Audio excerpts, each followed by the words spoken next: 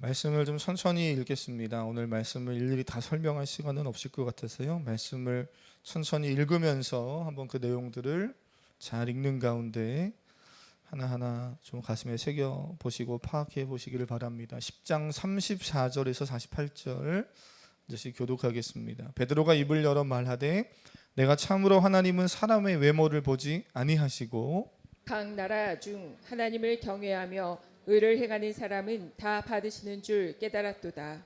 만유의 주 대신 예수 그리스도로 말미암아 화평의 복음을 전하사 이스라엘 자손들에게 보내신 말씀 곧 요한이 그 세례를 반포한 후에 갈릴리에서 시작하여 온 유대에 두루 전파된 그것을 너희도 알거니와 하나님이 나사렛 예수에게 성령과 능력을 기름 붓듯 하셨음에 그가 두루 다니시며 선한 일을 행하시고 마귀에게 눌린 모든 사람을 고치셨으니 이는 하나님이 함께 하셨습니다. 우리는 유대인의 땅과 예루살렘에서 그가 행하신 모든 일의 증인이라. 그를 그들이 나무에 달아 죽였으나 하나님이 사흘 만에 다시 살아나 나타나시되 모든 백성에게 하신 것이 아니요 오직 미리 택하신 증인 곧 죽은 자 가운데서 부활하신 후 그를 모시고 음식을 먹은 우리에게 하신 것이라. 우리에게 명하사 백성에게 전도하되 하나님이 살아있는 자와 죽은 자의 재판장으로 정하신 자가 곧 이 사람인 것을 증언하게 하셨고 그에 대하여 모든 선지자도 증언하되 그를 믿는 사람들이 다 그의 이름을 힘입어 죄 사함을 받는다 하였느니라. 베드로가 이 말을 할 때에 성령이 말씀 듣는 모든 사람에게 내려오시니 베드로와 함께 온 할례 받은 신자들이 이방인들에게도 성령 부어 주심으로 말미암아 놀라니 이는 방언을 말하며 하나님 높임을 들음이로라. 이에 베드로가 이르되 이 사람들이 우리와 같이 성령을 받았으니 누가 능히 물로 세례 베풀을 그 말이요 하고 함께 읽습니다. 명하여 예수 그리스도의 이름으로 세례를 베풀라 하니라. 그들이 베드로에게 며칠 더 머물기를 청하니라. 아멘. 아멘. 사도행전 오늘 10장을 읽었는데요. 사도행전 10장의 내용은 베드로와 고넬료의 만남입니다. 우리가 지난주에 설교 시작하면서 그런 이야기 해드렸던 기억이 나요. 사람과 사람이 만나면 역사가 일어나고 사람이 하나님을 만나면 뭐가 일어나요? 기적이 일어난다. 그래서 지난 한 주간 많은 만남이 있으셨을 텐데 사람과 사람과의 만남 속에서 어떻게 좋은 일들을 많이 경험하셨습니까? 아니면 힘드셨습니까? 또 그 어려운 또는 그 좋은 일들 속에서 하나님이 주시는 은혜 안에 또 어떻게 살아오셨습니까? 한번 좀 돌아보시면 좋겠어요. 우리의 만남을 통해서 누군가가 살아나는 역사가 있기를 축복합니다. 아, 저 사람 만났더니 기적이다. 아, 저 사람 만났더니 저 사람 때문에 기적이 아니라 저 안에 있는 그 사람 안에 있는 복음 예수 그리스도 때문에 내 삶에 놀라운 기적이 일어난다. 고백되는 역사가 우리 사랑하는 성도님들 통해 많이 일어나길 축복합니다. 그 사도행전 오늘 10장에 이 베드로와 고넬료의 이제 만남, 계속 좀 만남에 대한 이야기들을 사도행전을 통해서 보게 되는데요. 이 베드로는 우리가 잘 알듯 예수님의 12 제자 중 한 명이죠. 그는 예수님의 부활 이후에 성령을 경험하고 초대교회 리더로 활동을 하고 있는 사람 중 한 명입니다. 반면에 고넬료는 이방인이고 이방인 중에서도 백부장입니다. 백부장이라고 말하면 그냥 쉽게 말하면 고대 이방인 로마의 그 부대에 자신의 밑에 직속부하로 한 100여 명 거느리고 있는 그런 사람이 백부장이다. 천부장이다. 그러면 한 1000여 명 거느리고 있다. 뭐 이렇게 그냥 단순하게 생각하면 쉬울 것 같습니다. 그런 사람인 거예요. 그래서 오늘 읽은 10장 1절을 눈으로 보시면 가이사랴에 고넬료라는 사람이 있으니 이달리아 부대라 하는 군대의 백부장이라 이렇게 말하는데 한마디로 말하면 이방인이다라는 거예요. 유대인 베드로, 이방인 고넬료 이 두 사람이 서로 만납니다. 그런데 사실 당시의 상황과 사회적인 분위기를 보면 서로 스쳐 지나가다 만날 수는 있지만 서로 어떤 목적을 가지고 대놓고 만나고 특별히 교제할 일은 별로 없었던 그런 시대입니다. 뭐 이유와 목적이 있었다면 그럴 수 있지만 웬만하면 별로 그런 일이 없어요. 당시 유대 사회는 이방인들과의 교제를 부정하게 여기는 분위기가 있기도 했고, 단순한 교제를 넘어서 오늘 본문에 나오는 10장에 나오는 예배하고 하나님의 이름으로 뭔가를 한다, 상상할 수 없는 일이죠. 더더군다나 그들에게 세례를 베푼다. 이거는 베드로는 출교감이에요. 말도 안 되는 일입니다. 그런데 이 일이 어떻게 가능하게 되었는지를 사도행전은 보여줘요. 이미 사도행전은 우리가 지금 사도행전을 쭉 벌써 5월달, 6월달 이렇게 매일매일 읽어오신 성도님들, 말씀을 들은 성도님들은 이렇게 얼핏 스쳐 지나가겠지만, 잘 생각해 보면 스데반 순교 이후에 복음이 위축되지 않습니다. 복음 전하다 순교당하는 스데반의 모습을 보면서 복음이 오히려 위축돼야 되는 게 세상적인 논리인데 위축되지 않고 더 확산되어져서 유대와 사마리아 전역으로 확산되는 일이 막 일어나고 있는 상황이에요. 그 후에는 빌립 집사를 통해서 이방 민족 에디오피아 내시에게도 복음이 전해져서 그가 그걸 듣고 자신의 민족으로 멀리 타국으로 이제 가는, 그 말은 뭘 의미합니까? 복음이 그렇게까지 계속 퍼져가고 있다는 것을 보여주는 거예요. 또 복음을 박해하는 사울이 이방인 선교의 적임자로 준비되는 그런 과정을 하나님이 계획하시고 사울을 만나주시고 하나님의 일들을 이루어 가시는 장면들이 우리가 지난주까지 봤던 내용입니다. 계속 지금 어떤 일이 일어나고 있는 거예요? 그때 당시의 분위기가, 그 당시의 복음의 역사가 어떻게 지금 흘러가고 있는가를 우리는 기억하면서 말씀을 봐야 됩니다. 그렇게 복음이 막 퍼져가고 있을 때요, 이방으로 조금씩 물론 훗날 사도 바울을 통해서 1차, 2차, 3차 전도 여행을 통해 완전히 퍼져갈 거지만 이미 그 분위기들이 하나씩 일어나고 있는 겁니다. 하지만 정작 예루살렘 공동체와 사도들, 다시 말하면 유대인이고 또 유대인이면서 복음을 받았던 그리스도인들조차 복음이 유대인을 넘어서 이방인에게까지 전파되어야 한다는 것을 알지 못했고요. 그것이 하나님의 계획이고 뜻이라는 것에 대해서 무지했습니다. 자신들만 구원받는 사람이라고 생각했던 거예요. 이러한 시점에서 사도행전 10장에 나오는 이 사건, 베드로와 이방민족 이방인의 군대 장관인 고넬료와의 만남, 그리고 그 안에서 일어난 성령의 역사, 그리고 그 안에서 일어나는 또 세례 받음, 이런 모든 사건들은 이방인 선교의 새로운 이해를 가져오는 사건입니다. 다시 말하면 당시의 유대인들의 눈을 뜨게 하는 사건이었다라는 거예요. 사랑하는 성도님, 복음이 유대인에게만 제한적으로 선포되어졌던 시대입니다. 그런데 그 시대, 그 유대 사회의 분위기를 깨고 이방인에게도 복음이 전해지길 원하시는 하나님의 마음을 이 고넬료 사건을 통해서 베드로는 확실히 알게 되고요. 그리고 이 사건 이후에 예루살렘 공동체와 리더들은 그 하나님의 계획을 차차 알게 되는 거죠.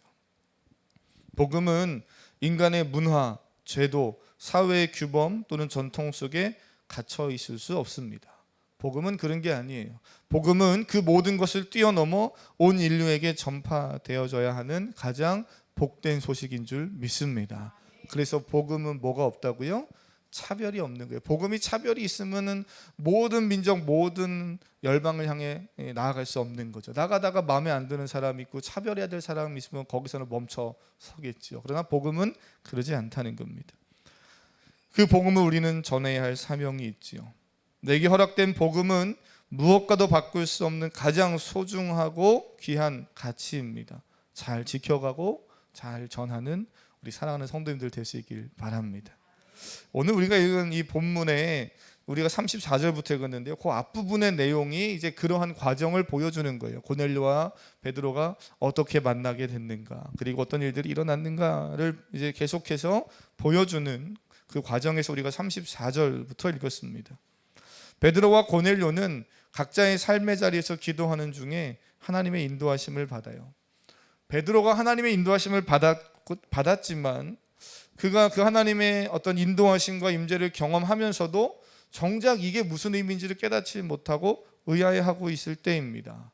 지금까지 제가 설명드렸듯이 자신이 가지고 있던 개인적, 사회적 편견과 인식 때문에 하나님이 그렇게 되게 강력하게 말씀하시고 임재하셔도 이방인 고넬료를 만나려고 하는 이 사건을 왜 내게 말씀하시고 내가 그를 왜 만나야 되는지를 도무지 알지 못하고 있는 상황이죠. 그럼에도 베드로가 하나님의 말씀에 순종할 수 있었던 이유가 있습니다. 오늘 17절, 오늘 읽은 34절 읽었는데 올라가셔서 한번 17절 보시면 이 베드로가 이렇게 혼란하던 그 순간에 하나님은 마침 고넬료를 통해서 예비하신 고넬료가 보낸 그 사람을 마침 문 밖에서 마주하게 되지요. 17절 한번 읽어보겠습니다. 시작. 베드로가 본 바 환상이 무슨 뜻인지 속으로 의아해하더니 마침 고넬료가 보낸 사람들이 시몬의 집을 찾아 문 밖에 서서 아멘. 베드로가 하나님의 뜻이 무엇인지 잘 이해되지 못해서 의아하고 있을 그때 오늘 성경을 보면 17절에 저는 이런 표현 너무 재밌어요. 마침 그때 이게 뭔 뜻이지? 기도하면서 막 이렇게 궁금해하고 있을 때 마침 그때 문을 누가 똑똑똑 두드리는데 그 사람이 바로 고넬료가 보낸 사람인 거예요. 고넬료는 이 사람을 왜 보냅니까? 고넬료도 또 하나님이 기도 가운데 말씀하시고 깨닫게 하시는 내용이 있었는데 이 베드로를 찾아가서 베드로를 너희 집에 초청하라 이런 이야기를 듣고 왜 그렇게 해야 되는지 모르고 그냥 보냅니다, 사람을. 그리고 그 사람이 지금 막 베드로의 집 문을 막 두드리는 그때예요. 이 타이밍이 딱 이렇게 맞아떨어지는 그때 마침. 오늘 성경은 마침 이렇게 되어져 있지만 다른 말로 하면 굿 타이밍이죠. 최적의 순간입니다. 사랑하는 성도님, 하나님은 마침의 하나님이신 줄 믿습니다. 최적의 타이밍에 우리를 찾아와 주시는 하나님이시죠. 우리가 이 하나님을 믿으면서도 내 삶의 하나님은 마침의 하나님이 아니신데 굿 타이밍에 찾아오기보다는 맨날 배드 타이밍에 찾아오시는 하나님이신데 이런 생각이 들 때가 있어요. 왜 그렇습니까? 내가 그 마침을 정하기 때문이에요. 하나님 지금이 마침입니다. 지금이 딱 그때입니다. 지금 오셔야 됩니다. 라는 그때를 누가 정해요? 내가 정하고 사는 거예요. 그러니 내가 생각하는 굿 타이밍을 하나님에게 맞추기를 우리는 다 원합니다. 그러나 그러지 않습니다. 내 인생의 굿 타이밍은 하나님이 계획하시고 하나님이 역사하시는 바로 그때인 줄 믿습니다. 그때가 내가 생각할 때 합리적으로 이성적으로 또 주변의 사람들이 다 지금은 굿 타이밍이 아니야 라고 얘기해도 하나님이 계획하셔서 찾아오셔서 지금이다 라고 말씀하신다면 지금이 하나님이 계획하신 가장 좋은 때인 줄 믿으시기를 바랍니다. 이 두 사람과의 만남이 그렇게 성사되면서 베드로는 고넬료와 그 집안에 모인 사람들에게 이렇게 오늘 본문 34절부터 이렇게 보면 설교하는 거죠. 이야기하기 시작합니다. 34절, 35절 읽어보겠습니다. 시작. 베드로가 입을 열어 말하되 내가 참으로 하나님은 사람의 외모를 보지 아니하시고 각 나라 중 하나님을 경외하며 의를 행하는 사람은 다 받으시는 줄 깨달았도다. 아멘. 이 베드로의 고백 속에서 두 가지 중요한 사실을 발견해요. 하나는 베드로가 이해하지 못했던 하나님의 뜻을 지금 어떻게 하고 있습니까? 깨닫고 있더라는 거예요. 35절 맨 마지막에 다 받으시는 줄 깨달았도다 이렇게 말합니다. 뭔가를 깨닫고 있습니다. 베드로 정도면 하나님의 뜻을 늘 깨달아야 되는 거 아닙니까? 라고 생각하는 분들 계실지 모르겠어요. 베드로가 누굽니까? 예수님의 수제자요, 열성제자 아닙니까? 베드로가 그 정도는 해야죠. 주님, 지금이 가는 겁니까? 멈추는 겁니까? 그러면 주님의 뜻을 딱 늘 깨달아야 되는 거 아니에요? 저도 그렇게 생각했거든요. 그런데 오늘 본문에 보면 베드로가 깨닫지 못하고 뭔가 의아해하는 부분이 있었고 또 그것을 오히려 하나님이 깨닫게 하고 있는 모습 보게 되죠. 왜 그런가? 앞에서 길게 좀 설명드렸듯이 자신이 몸담고 사는 유대 사회와 종교가 정한 제도, 문화, 그 사상에 갇혀 있으면 인간은 그걸 벗어나기 어렵습니다. 공산국가 안에 살면 그 공산국가의 사상, 이데올로기에서 벗어나기 어려워요. 요즘은 워낙 이 인터넷부터 시작해서 워낙 매체들이 다양하게 이제는 안 들어가는 데가 없으니까 북한 사람들이 많이 우리나라의 실상도 보고 다른 나라의 모습도 보고 그래서 많이 이제 깨어지는 부분들이 있다고 하지만 그러나 여전히 그 세계 이데올로기 안에 있으면 사람들은 벗어나기 어렵습니다. 그게 무서운 거죠. 그런 베드로가 하나님의 뜻을 온전히 깨닫고 이방인, 그것도 백부장 집에 대놓고 들어가서 복음을 선포하고 예배도 좀 예배하는 거죠. 예배도 하고 우리로 하면 예배도 하고 이제 오늘 말씀 읽어서 알겠지만 세례까지 베풀잖아요. 이거는 정말 충격적인 일입니다. 그러니까 이렇게 할 수 있었던 이유가 뭔가? 그 첫 번째는 성령의 분명한 인도하심이 있었기 때문이죠. 우리는 하나님의 말씀을 지식으로는 온전히 이해할 수 없습니다. 그거는 아무런 힘이 되지 않아요. 우리가 성경 공부도 하고 큐티도 하고 묵상도 하는데 나의 지적 활동을 통해서만 성경을 보면 그 말씀이 이해되어지고 깨달아지는 한계가 있습니다. 배워야 되고 성경 공부도 해야 되고 묵상도 해야 되고 큐티도 해야 되는데 이것이 지적 활동으로만 멈추면 우리는 늘 하나님의 말씀을 인간적으로만 보는 거죠. 역사적으로도 봐야 되고 여러 가지 상황 속에서 성경을 다양하게 볼 수 있고 분석도 해봐야 되겠지만 꼭 필요한 것이 있습니다. 성령 하나님의 절대적인 은혜가 필요하죠. 그래야 하나님이 깨닫게 하시는 은혜를 가지고 말씀을 더 잘 가르칠 수 있고 더 잘 배울 수 있고 또 묵상을 해도 내가 하고 싶은 대로 묵상하지 않고 하나님 기뻐하시는 말씀을 잘 또 따라가는 은혜를 경험하는 거죠. 그러니 사랑하는 성도님, 말씀을 볼 때 눈으로만 지식으로만 접하지 말고 하나님의 도우심을 구하며 겸손한 마음으로 믿음으로 읽어보시기를 바랍니다. 물론 지금까지 그렇게 하셨다면 잘하고 계셔요. 계속해서 그렇게 하시길 바라고, 그냥 읽어야 되니까 읽는다면 조금은 다시 한번 마음을 가다듬고 정비하여서 겸손한 마음으로 오늘 이 말씀 속에서 하나님이 내게 어떻게 다가오시는가 기대함을 가지고 성령 하나님 도와주시옵소서 기도도 하면서 말씀을 읽어보시길 바랍니다. 반드시 말씀 가운데 역사가 있을 거예요. 제가 참 감사한 건 오늘 뭐 함께 예배 우리 계속 이제 세례도 들어가서 이제 처음 신앙생활하면서 사실은 이제 남성 세례 들어가서 신앙생활하는 우리 박근 성도님 쉽진 않을 거예요. 낯설고 어색하고, 그죠? 그런데 두 부부가 신혼 부부가 이제 각자의 세례에서 이렇게 말씀 나누고 하는 그 모습 보면서 너무 제가 참 이쁘고 우리 성도님들 너무 많이 기도해 주셔서 감사한데, 얘기를 들어보면 교회 오기 전까지, 결혼하기 전까지 두 사람은 성경을 같이 이렇게 읽는 일을 했더라고요. 저희 교회 영상을 보면서 예배하고 말씀을 듣기도 하고 성경을 읽으려고 하는, 물론 얼마나 열심히 또 믿음을 가지고 확신을 가지고 읽었는가 그건 별개 문제고요. 어쨌든 두 부부가 함께 말씀을 읽으려고 하는 노력이 있었고, 또 그 옆에 있는 또 이제 혜진 자매도 그렇게 말씀을 읽으면서 누군가를 또 만나려고 하고 또 앞으로 결혼도 하게 되면 그렇게 함께 말씀을 나눌 수 있는 사람과 함께 하고 싶다, 그런 고백을 하는 걸 제가 들으면서 할렐루야, 정말 좋은 거죠. 많은 사람들이 누군가 배우자를 만나거나 아니면 나와 함께하는 사람을 만나려고 할 때 목사님 성격이 맞아야 되고 또 우린 아니지만 세상 사람들은요 술 문화가 맞아야 되고, 나는 막걸리 좋아하는데 저 사람 맨날 위스키만 먹어, 안 돼요 목사님, 그러면 나 못 만납니다. 세상 사람들은 그럴 수 있죠. 나 산 좋아하는데 저 사람 맨날 바다 좋아합니다, 이러면 안 되잖아요. 그래서 못 만난다는 거예요. 취미가 뭐 비슷해야 되고 소득 수준도 비슷해야 되고 막 그런 얘기합니다. 그다음 우리는 세상 사람들과 다르게 가장 먼저 뭐가 맞아야 돼요? 신앙의 코드가 맞아야 됩니다. 하나님을 향한 마음이 맞아야 돼요. 여러분 안에 하나님의 말씀이 온전히 들어오기를 축복합니다.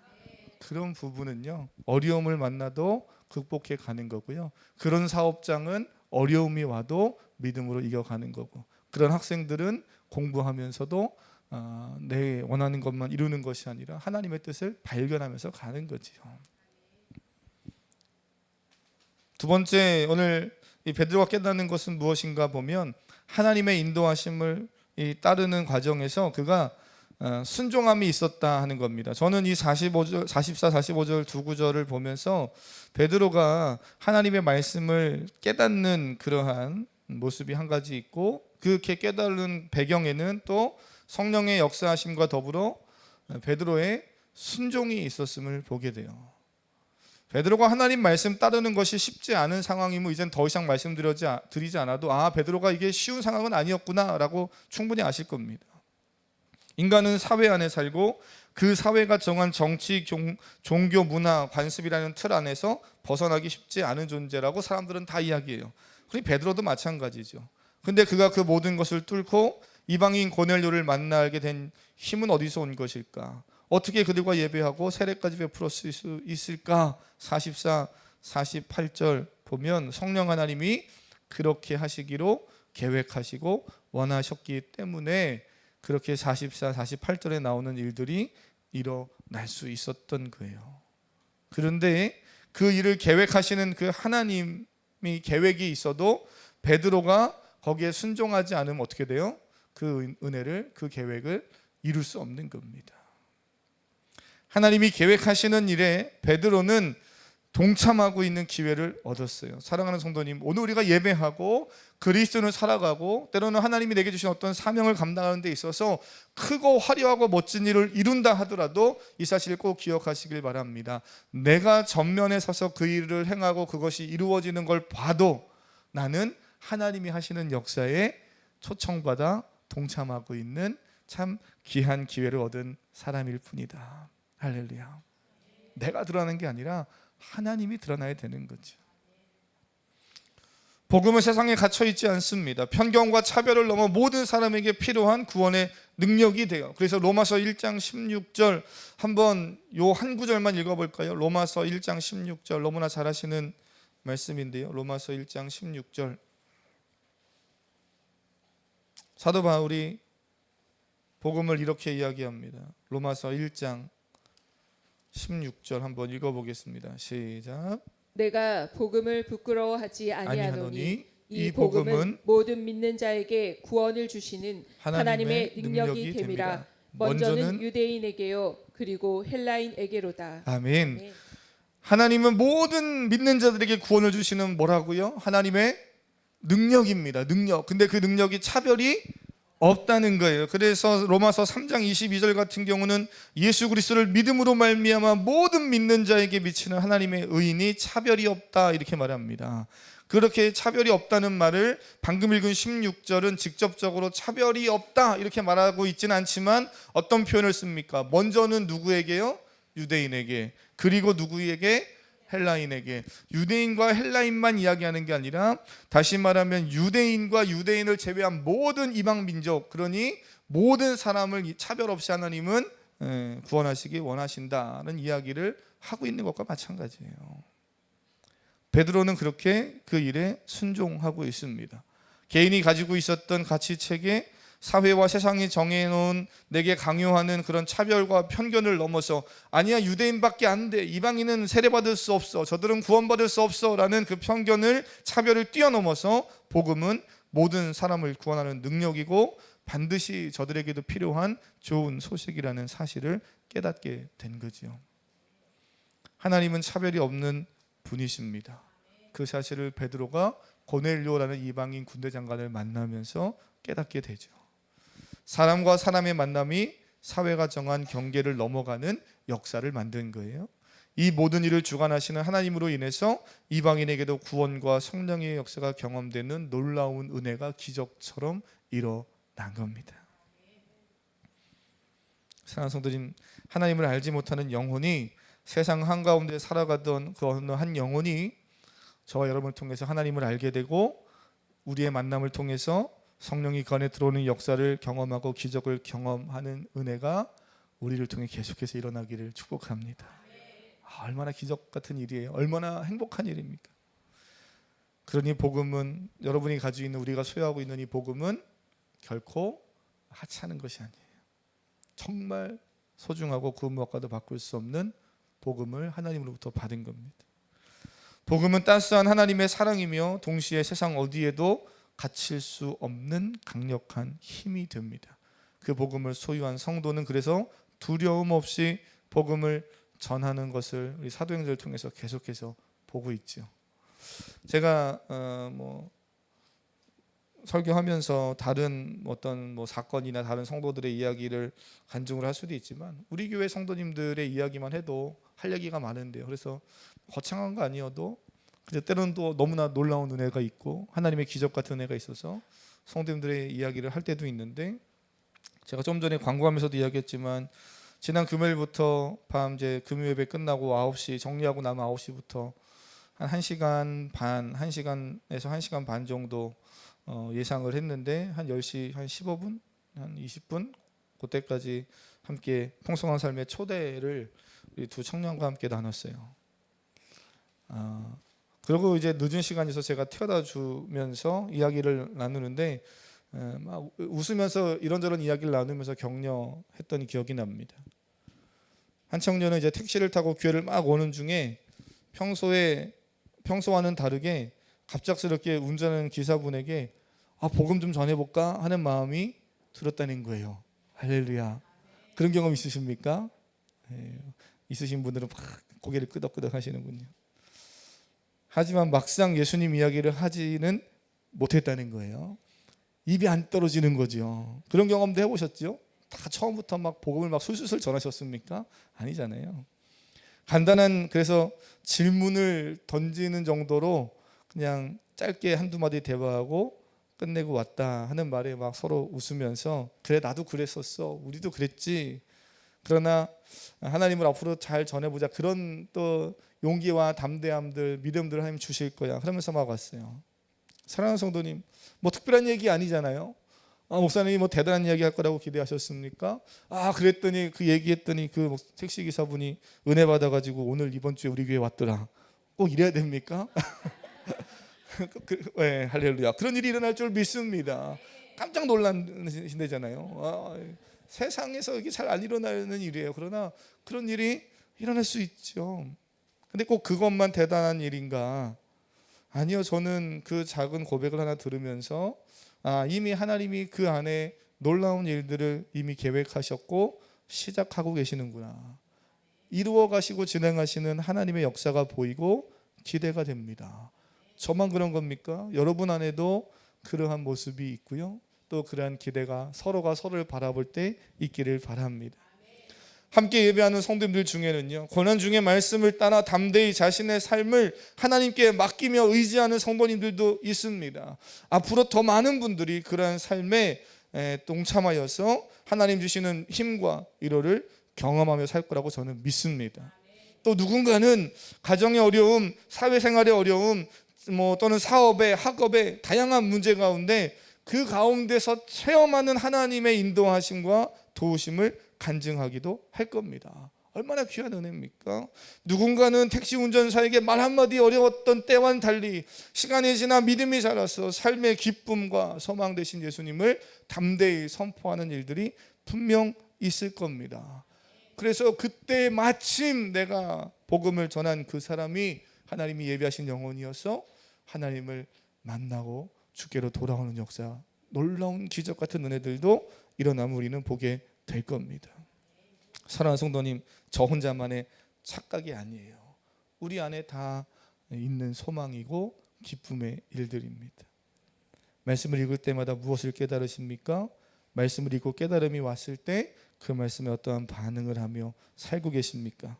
하나님의 도우심을 구하고 말씀을 읽고 순종하며 하나님이 주시는 이 복음을 잘 전파하며 살아가는 우리 사랑하는 성도님 될 수 있기를 바랍니다.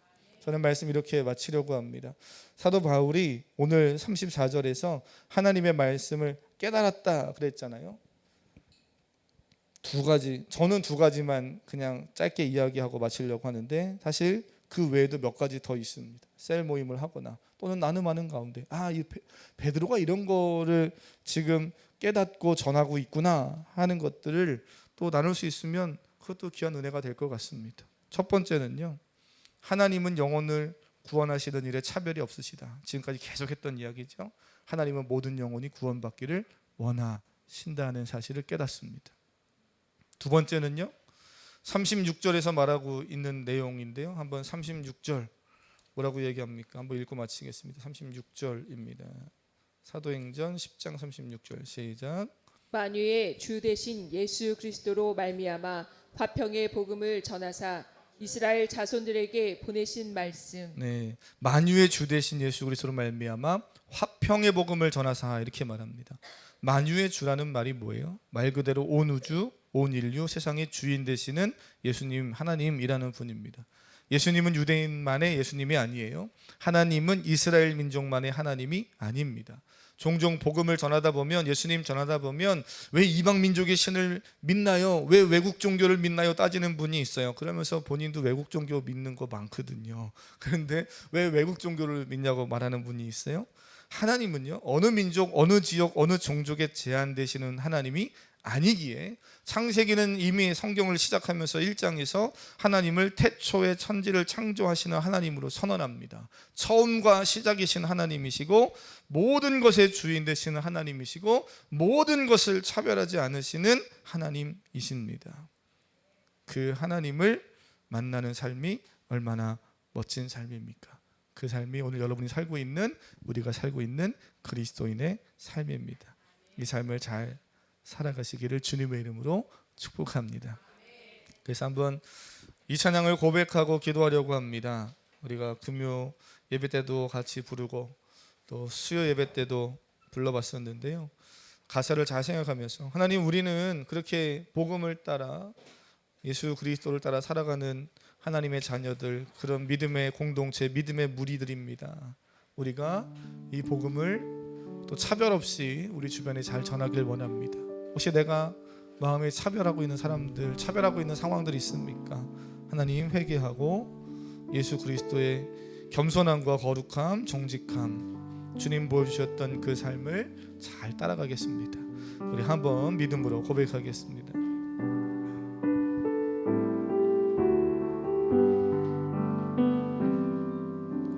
오늘 이 자리에 모인 우리 어린 양 예수 따라가는 무리 되게 하소서. 성령의 충만한 임재 안에 어둡던 우리는 밝아져서 주를 보게 하소서. 우리 한 번 더 할까요? 오늘 이 자리에 모인, 오늘 이 자리에 모인 우리 어린 양 예수 따라가는 무리 되게 하소서. 성령의 충만한, 성령의 충만한 임재 안에 어둡던 우리는 밝아져서 주를 보게 하소서. 당신의 겸손함, 당신의 겸손함, 당신의 거룩함, 당신의 정직함 우리에게 보이사 내 안에 교만함, 내 안에 천박함, 내 안에 거짓됨 모두 벗어버리고 어린 양 예수 따라가는, 어린 양 예수 따라가는 무리 되게 하소서. 처음부터 한 번 더 할까요? 오늘 이 자리에, 오늘 이 자리에 모인 우리 어린 양 예수 따라가는 무리 되게 하소서. 성령의 충만한 임재 안에, 성령의 충만한 임재 안에 어둡던 우리는 밝아져서 주를 보게 하소서. 당신의 겸손함, 당신의 겸손함, 당신의 거룩함, 당신의 정직함 우리에게 보이사 내 안에 교만함, 내 안에 천박함, 내 안에 거짓됨 모두 벗어버리고 주님의 겸손함, 주님의 겸손함, 주님의 거룩함, 주님의 정직함 우리에게 보이사 내 안에 교만함, 내 안에 천박함, 내 안에 거짓됨 모두 벗어 우리 마지막으로 주님의 겸손함, 주님의 겸손함, 주님의 거룩함, 주님의 정직함 우리에게 보이사 내 안에